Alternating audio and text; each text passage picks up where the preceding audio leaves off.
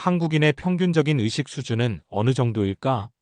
이재명이라는 중범죄인 잡범이 한국의 정치 무대 정중앙에 등장하면서 한국 정치는 끝모를 나락을 경험하고 있다. 우리가 모르는 사이 대한민국은 이런 쓰레기들이 날뛰는 그런 엉터리 나라가 되어가고 있는 것이다. 그러면 한국이 왜 이런 나라가 되었을까에 대한 반성이 있어야 하는데, 그것은 주지하다시피 사회적 소금이 되어야 할 언론이 제 기능을 하지 못할 정도로 썩었다는 것과 정치사회적 재문제가 발생할 때 그것의 시시비비를 가려 법으로 판단해야 할 사법부가 썩었기 때문이다. 한국 언론이 썩은 것은 민노총 산하민원련이라는 조직의 또아리를 틀고 있는 특정 지역을 기반으로 하는 집단이 반대한민국적 역사관과 가치관을 가지고 대한민국 해체를 위한 줄기찬 활동을 해온 결과 현재와 같은 엉망진창 언론이 되었다는 것은 지난 2016년 박근혜 대통령 탄핵 과정에 이어 2024년 윤석열 대통령 탄핵 과정을 통하여 완전히 파악하게 되었다.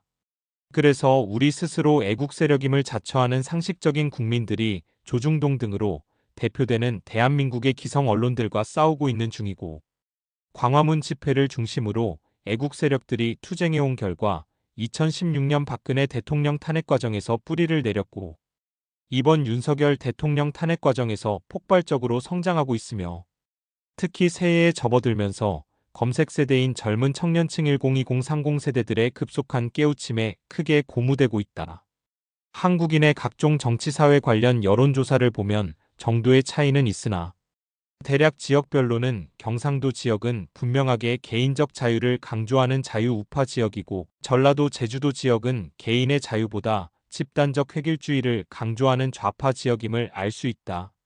한 가지 재미있는 통계는 개인의 자유를 강조하는 경상도 지역은 불교가 절대 우세하고, 집단주의적 세계관을 가진 전라도 지역은 기독교가 우세하다는 것이다.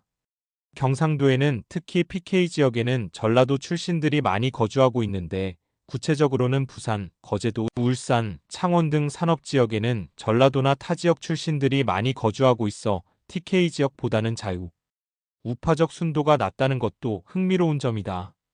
그래서 PK 지역 정치 지형은 TK보다 순일적이지 못하고 상당히 스펙트럼이 넓은 분포를 보여주고 있고, 그래서 좌익들이 제법 강고하게 뿌리를 내리고 있다. 경상도 지역에도 좌익들이 없는 것은 아니며 경상도에도 골수 좌익들이 적잖이 많고, 그 특징이 전라도 지역 좌익들과 달리 경상도 지역 좌익들은 골수자빨인 경우가 많다는 것도 특징인데, 예를 들면 문재인, 이재명, 현재 헌법재판소에서 악명을 떨치고 있는 문영배 같은 인간들이다. 이러한 기본적 배경 지식을 갖고 이재명이 더불어민주당의 정체성에 대해 왜 갑자기 중도보수라는 주장을 한 것인지를 짚어본다. 이재명이 갑자기 중도보수라고 주장하는 이유는 뭘까? 우선 이재명이 한 말을 보면 2월 19일 서울 여의도 국회에서 열린 최고위원회의 후 기자들과 만나 민주당은 원래 성장을 중시하는 중도보수 정당이며 오히려 국민의힘이 극우 보수 또는 범죄 정당이 돼가고 있어 제자리를 찾길 바란다고 말했다. 또한 전날 친민주당 성향의 유튜브 채널 새날TV에 출연해 우리 민주당은 진보가 아니다, 사실 중도 보수 정도의 포지션 입지를 실제로 갖고 있다면서 진보 진영은 새롭게 구축돼야 한다고 밝혔다고 한다. 한마디로 개구라 같은 소리이다. 말이 아니라 소리라고 한 것은 말에 품격을 갖추지 못했기에 그저 그의 주댕이에서 터져나온 소리라는 얘기이다. 물론 이재명만이 아니라 좌익들이 하는 얘기와 그들이 하는 행동을 보면 말은 어디서 주워들어 번드르르하게 하면서도 행동은 전혀 상식 밖의 행동을 하는 것을 목격하게 된다. 평소 그런 것이 습관이 되어 있다 보니 사물의 본질과 전혀 관계없는 말만 그럴듯한 용어를 선택하는 것이다. 그런 점을 감안하고 이재명의 말을 해석하자면 신문기사에서도 지적하였지만, 이재명은 분명 조기 대선을 염두에 두고 벌써부터 자신의 공약 비슷한 것을 기회가 될 때마다 하는 것으로 볼 수 있다. 일종의 사전 선거운동인 셈이다. 이재명과 더불어민주당이 이번 윤석열 대통령 탄핵 국면에서 여론에 대해 대응해온 것을 보면 지난해 12월 3일 윤석열 대통령의 비상계엄 자체가 문제가 있다는 여론몰이로 기세를 잡았으나 시간이 지나면서 윤석열 대통령의 대국민 담화들이 나오면서 연말경에는 여론이 반전되기 시작하였고, 연초가 되자 분위기는 오히려 윤석열 대통령 계엄 선포에 공감하는 여론이 급물살을 타게 되었다.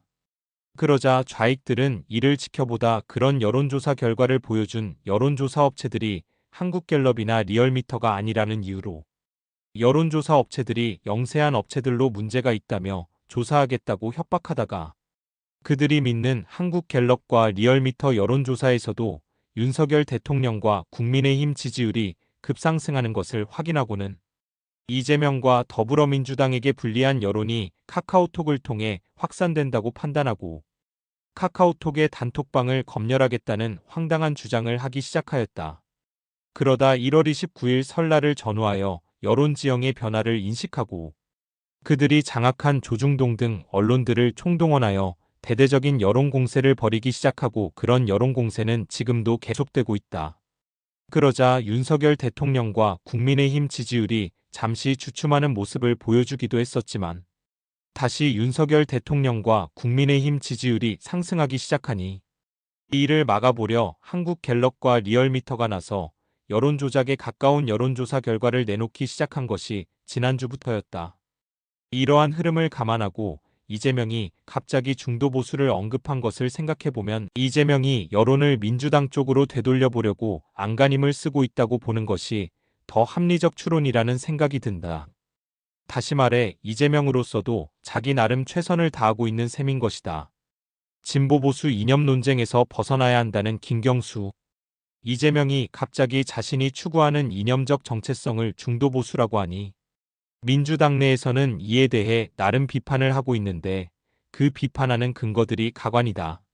우선 김경수는 민주당의 정체성을 하루아침에 바꿀 수는 없고 탄핵 이후 민주당이 만들어 나갈 대한민국이 어떤 방향으로 나아가야 할지에 대해서는 당 내외에 폭넓은 합의가 있어야 한다며 진보 보수의 구분은 시기와 장소에 따라 상대적인 것이고 이제는 이런 이념 논쟁에서 벗어나야 한다고 주장한다.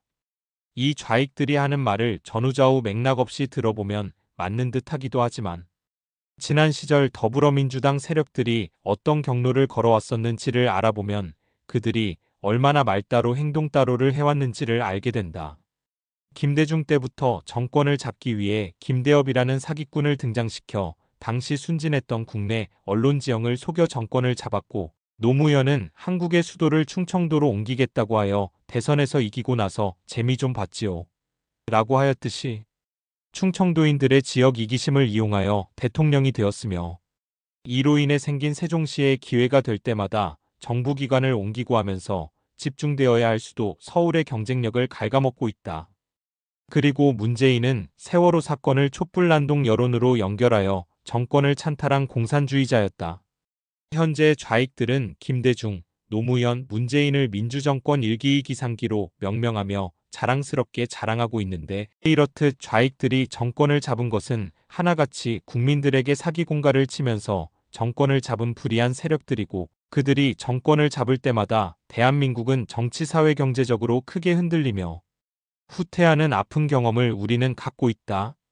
그래서 우리는 김대중 노무현 집권 10년을 일본의 잃어버린 30년의 경우에 비유하여 잃어버린 10년이라 부르고 문재인 5년은 그 잃어버린 10년을 5년으로 압축하여 대한민국을 말아먹은 5년임을 체험으로 알고 있는 것이다. 유구한 역사의 민주당, 서민과 중산층을 대변하는 강령. 한편 김부겸은 그의 SNS에서 유구한 역사를 가진 우리 민주당의 정체성을 혼자 규정하는 것은 월권이다. 비민주적이고 모력사적이라고 비판하며 민주당은 강령의 서민과 중산층을 대변한다고 명시하고 있다고. 강령은 당의 역사이자 정신이다. 강령을 바꾸려면 충분한 토론과 동의를 거쳐야 한다고 강조했다고 한다. 이 역시 개구라 같은 소리이다. 물론 더불어민주당 강령에는 서민과 중산층을 대변한다고 명시되어 있을 것이다. 그러나 더불어민주당 좌익들이 그동안 해온 것은 소득 불균형 등 양극화가 심각하다며 내건 정책들로 인해 중산층이 해체되어 중산층과 서민들 모두가 서민층으로 하향 평준화되는 결과를 초래했던 것이 좌익 정권들에 의해서였다. 문재인 정권 초기 젊은 층들에게 분노해야 한다고 부추기며 자유우파 지도자와 정부에서 발전시켜온 대한민국을 헬조선이라고 비아냥대도록 쇠뇌하여 한동안 젊은 층에서는 그런 말들이 유행어가 되어 언론에서 회자되기도 했던 것이다. 김부겸 이자는 TK에서 그래도 같은 고향 사람이라는 동정심으로 봐주어 국회의원 배지를 달아 좌익들 속에서도 대선 주자감으로 부각되고 국무총리도 한 인물이나 겉보기와는 달리 속이 텅 빈 허접한 좌익에 불과한 자이다.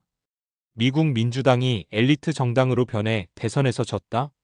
마지막으로 박광온 전 원내대표라는 자는 민주당이 중도 보수의 길로 가야 한다는 것은 내 집을 버리고 남의 집으로 가는 것과 같다며 미국 민주당이 엘리트 정당으로 변하며 사회 경제적 약자를 제대로 대변하지 못해 대선에서 졌다는 평가를 흘려들어선 안 된다고 강조했다고 한다.